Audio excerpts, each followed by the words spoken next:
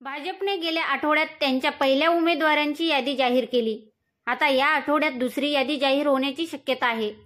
भाजपच्या डझनभर विद्यमान खासदारांचा पत्ता यावेळी कट होण्याची शक्यता आहे. भाजपकडून करण्यात आलेल्या अंतर्गत सर्व्हेत या खासदारांचा स्ट्राईक रेट समाधानकारक नसल्याचा रिपोर्ट आला आहे.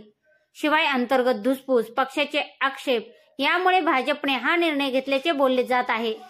भाजपच्या याच धक्कातंत्राचा विचार करता यावेळी विद्यमान खासदार सुजय विखेंऐवजी राधाकृष्ण विखेंना तिकीट मिळेल अशा शक्यताही वाढल्या आहेत. सध्याची राजकीय स्थिती विचारात घेता नगर दक्षिणेत राधाकृष्ण विखेंच्या विरोधात निलेश लंके अशी फाईट होण्याची शक्यता वाढली आहे. शिवाय इतर शक्यतांचा विचार करता थेट निलेश लंके हेच भाजपचे उमेदवार म्हणून चर्चेत आले आहेत. या शक्यतांचा हा स्पेशल रिपोर्ट. नमस्कार, मी गायत्री आणि आपण पाहत आहात नगरी पंच. नगरी राजकारणाचं निर्भीड आणि सडेतोड विश्लेषण. ज्या खासदारांचा स्ट्राईक रेट चांगला नाही त्यांचा उमेदवारीमधून पत्ता कट होणार असल्याचे भाजपच्या विश्वसनीय सूत्रांकडून सांगण्यात येते. त्यामुळे भाजपच्या राज्यातील खासदारांची धाकधूक वाढली आहे.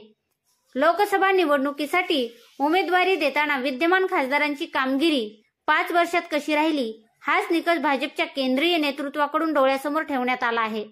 त्यामुळे कोणाचे नाव येणार आणि कोणाचा पत्ता कट होणार याची उत्सुकता शिगेला पोहोचली आहे. येत्या 2 दिवसात भाजपची उमेदवारांची यादी येण्याची शक्यता आहे. त्यामध्ये डझनभर विद्यमान खासदारांची नावे नसण्याची दाट शक्यता आहे. भाजपकडून बीड, धुळे, सोलापूर, सांगली, लातूर, जळगाव, उत्तर मुंबई, उत्तर मध्य मुंबई, नांदेड, वर्धा, रावेर आणि नगर दक्षिण या मतदारसंघाची विद्यमान खासदारांची तिकीट कापली जाण्याची शक्यता वर्तवण्यात येत आहे.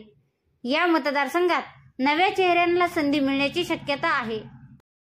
सुजय विखेंचा काही दिवसापासूनचा मूड पाहता त्यांच्याऐवजी मंत्री राधाकृष्ण विखे यांनाच उमेदवारी मिळू शकते असे एकंदर दिसते.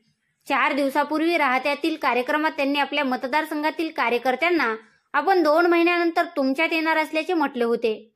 याशिवाय एका चॅनलला दिलेल्या मुलाखतीत भाजपचा जो उमेदवार असेल तो 4 लाख मतांनी निवडून येणार असल्याचे त्यांनी सांगितले होते. विखे कुटुंबाचा एकंदर मूड पाहता अदलाबदल होण्याच्या शक्यता त्यांनीही स्वीकारल्याचे स्पष्ट दिसते. खासदार सुजय विखेंविरोधात दक्षिणेत नाराजी आहे. आमदार राम शिंदे यांनीही ही नाराजी उघडपणे बोलून दाखवली. दुसरीकडे मंत्री राधाकृष्ण विखेंविरोधात भाजपचे विवेक कोले आक्रमक आहेत. पालकमंत्री निधी दुजाभाव करतात असा आरोप करत त्यांनी शिर्डीत मोर्चा काढला होता. भाजपने विखे पिता पुत्रांच्या उमेदवारीची अदलाबदल केली तर नगर दक्षिण व उत्तरेतील पक्षांतर्गत धुसफूस थांबू शकते.